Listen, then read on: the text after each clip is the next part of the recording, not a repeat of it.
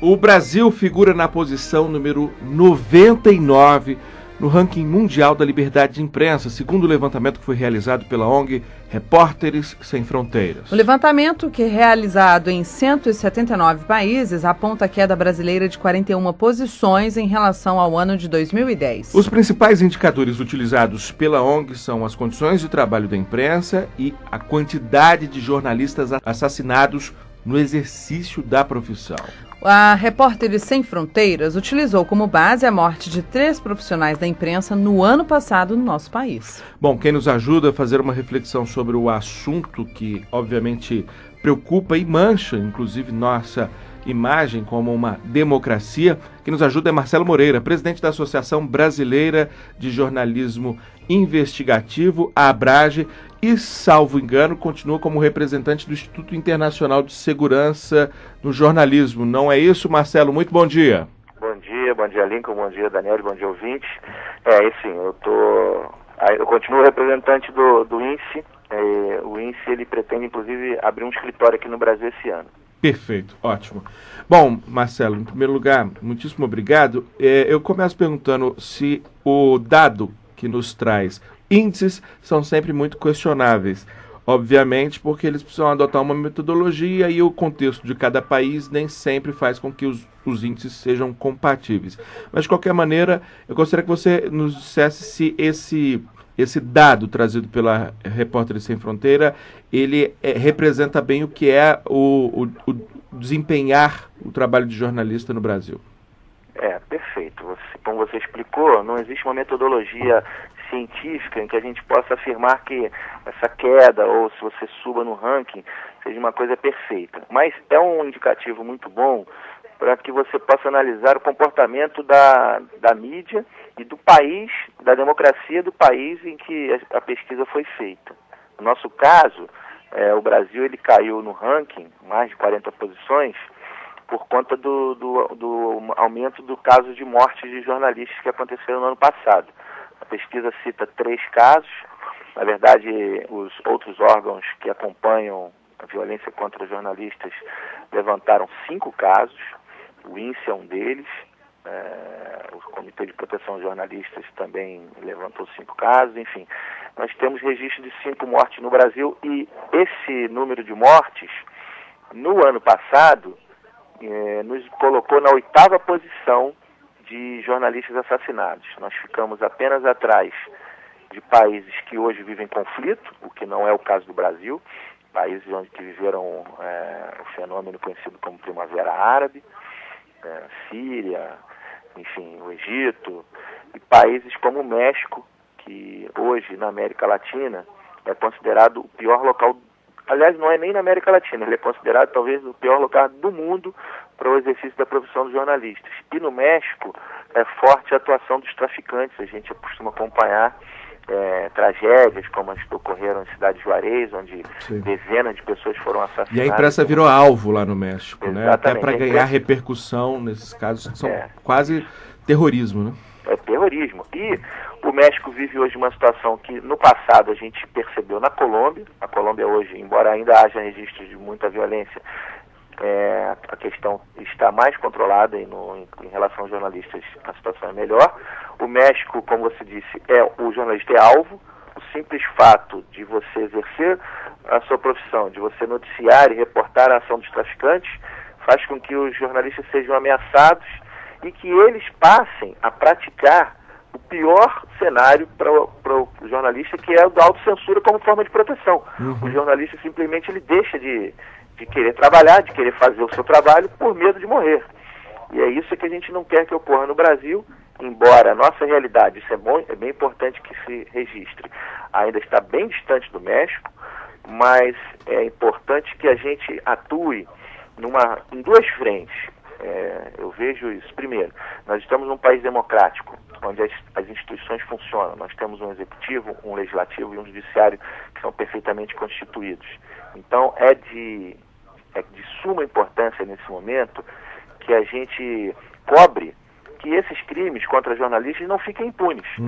Porque a impunidade fertiliza que novos casos aconteçam e que você possa perceber no Brasil um fenômeno que hoje acontece no México. Esse é um primeiro ponto. O segundo ponto é que a mídia, como um todo, ela deve se solidarizar. Ela deve, em conjunto, encontrar mecanismos de defesa da profissão dos jornalistas. Essa discussão é uma discussão que já acontece aqui no Brasil, principalmente depois de 2002, quando foi assassinado o nosso colega Tim Lopes, aqui no Rio de Janeiro. E a gente vem encontrando formas de proteger os jornalistas através de seminários, de treinamentos de segurança, de orientações de como se deve comportar numa cobertura de risco. Uhum. Há casos mais recentes, né? Só para complementar essa informação, o caso daquela equipe localizada e torturada do jornal O Dia, localizado por uma milícia, e o mais recente, o do nosso colega cinegrafista. O Gelson, né? Exatamente. Infelizmente, a gente ainda vê situações como essas acontecendo, e a partir dessas experiências traumáticas, a gente pode tirar algo de positivo, que é lições de o que não fazer. Então, no caso da reportagem da favela do Batã, que você citou do Jornal Dia, uma equipe estava trabalhando infiltrada numa comunidade muito perigosa, numa realidade que a gente não dominava bem, que era a atuação de milicianos. Seu devido preparo, né? Uma repórter jovem. Né? Exatamente. Esse tipo de reportagem, ele se realmente se entende que é importante que se faça, a primeira avaliação tem que ser essa, o custo-benefício de uma reportagem de alto risco. Uhum. Se ela vai trazer para a sociedade algo que seja realmente relevante, que seja inédito, e que elas não devem deixar de ser feitas, porque é importante que a sociedade saiba o que acontece. Mas se realmente se avalia que ela deve ser feita, que ela seja feita com o máximo de planejamento possível e que com todos os planos de segurança possíveis, para que no caso de qualquer tipo de coisa dê errado no decorrer do processo de apuração, que a missão seja abortada com condições de você retirar com segurança os jornalistas da região. Principalmente para evitar os vazamentos, que tudo indica foi o que causaram, né, a descoberta da milícia. Isso é uma questão que ainda está muito obscura. Vamos então voltar para o nosso foco, né? Marcelo, eu queria até aproveitar esse gancho. A gente está falando desses casos que têm ligação com o tráfico, enfim, as pessoas que morreram estavam ou cobrindo algum tiroteio ou se infiltrando aqui no Brasil. Agora, por exemplo, no meu caso, no caso do Lincoln, a gente está numa realidade totalmente diferente, trabalhamos em Brasília com política, eu pelo menos não sinto essa insegurança dentro da minha profissão. No Brasil, esse caso de morte de jornalistas, esse caso de violência à liberdade de imprensa, isso está diretamente ligado também ao tráfico, como no México, por exemplo, ou são outras coisas? Bom, o Brasil é um país enorme, né? Temos proporções continentais e é claro que nós temos situações diferenciadas em regiões diferentes. O que a gente percebe, por exemplo, é que muitos casos acontecem na região do Nordeste. O Nordeste, ao contrário de Rio, São Paulo, Brasília, são cidades onde ainda existem influências de grupos, de oligopólios, que exercem poder sobre as suas regiões e que ameaçam a imprensa. Então, em muitos casos a gente percebe em cidades do interior, onde um radialista resolve, por conta dele, denunciar práticas irregulares, práticas criminais, e por conta da força desses grupos, eles conseguem ameaçar e às vezes até matar jornalistas. A morte é sempre o extremo, porque antes dessa morte vem a ameaça, e a ameaça, em muitos dos casos, ela consegue calar o jornalista, que é o que a gente não quer que aconteça. Mas enfim, quando esses casos chegam ao extremo, eles chegam aos assassinatos. Então esses casos a gente percebe muito na região do Nordeste. No caso do Rio de Janeiro, a questão da violência é o principal problema. Não só quando o jornalista resolve fazer uma investigação, mas também na cobertura do dia a dia. Porque, apesar do trabalho aqui das unidades pacificadoras que a gente acompanha, ainda existem conflitos. E se aproximar de um conflito é perigoso. Então, nesse caso, o tratamento deve ser diferenciado. Deve existir, sim, um treinamento para o repórter que vai enfrentar esse tipo de cobertura, para que ele saiba como se proteger. No caso dele for pego no meio de um tiroteio, em que local ele pode se proteger com segurança. Às vezes é atrás de um carro, onde o bloco do motor ele protege melhor, às vezes numa árvore, dependendo do tamanho do tronco. Enfim, equipamentos de proteção que devem ser utilizados, cintos coletes à prova de bala, carros blindados. E no caso de outros lugares onde existe a atuação de grupos mafiosos, onde a investigação contra esses grupos pode ter represália, o tipo de proteção é outro. E aí é uma proteção mais tecnológica, é como você saber se proteger em ligações gravadas, às vezes não assinar o nome, às vezes mais de um mesmo jornalista fazer a reportagem para que não seja um somente que fique visado. Enfim, existem soluções diferentes para problemas diferentes que o comum deles todos é que a segurança do jornalista está em jogo. Nós estamos conversando com Marcelo Moreira, que é presidente da Associação Brasileira de Jornalismo Investigativo, a ABRAGE, e representante também do Instituto Internacional de Segurança do Jornalismo, né? Jornalista, eu só estou em dúvida a respeito do nome. A gente chama de INSI no Brasil, isso, né? É INSI, então é mais fácil chamar de INSI. Marcelo, nós aqui na Rádio Câmara sempre tentamos trazer os assuntos, criar uma conexão dos assuntos com o legislativo, obviamente, e aí a minha pergunta vai exatamente nesse sentido. Falta também alguma regulamentação? Que contribuição o legislativo pode dar para dar mais segurança nesse processo?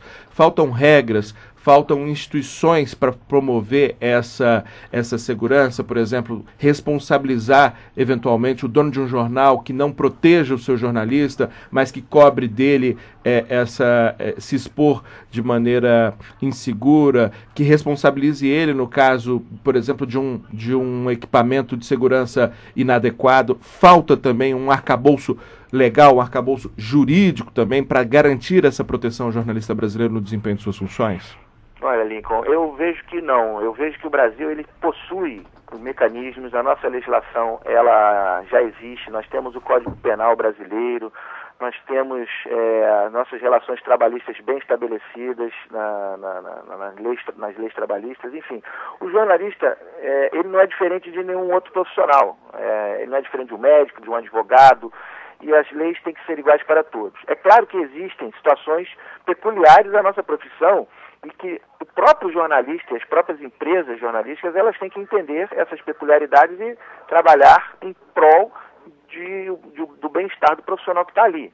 Eu nem mencionei que além disso tudo, além dessa situação toda, ainda existe a situação do estresse, que muitos são colocados diante de situações regulares de violência, eles sofrem estresse, e esse estresse pode ser tratado com um tratamento de estresse pós-traumático. Mas na questão que você me perguntou sobre a legislação, eu entendo que não.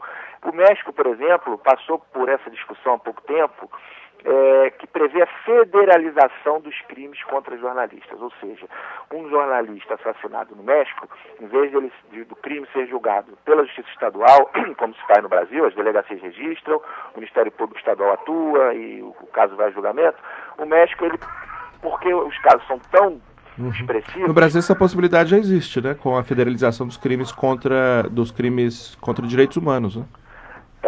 Eu sinceramente vejo que se você aplicar as leis que já existem, a questão funciona. Nós temos um exemplo muito claro que foi em 2002 com o caso do assassinato do Tim Lopes. Todos os criminosos envolvidos foram presos, foram julgados, condenados e estão na cadeia. Então, não prosperou a impunidade. Isso é que a gente tem que trabalhar para que a situação não se agrave.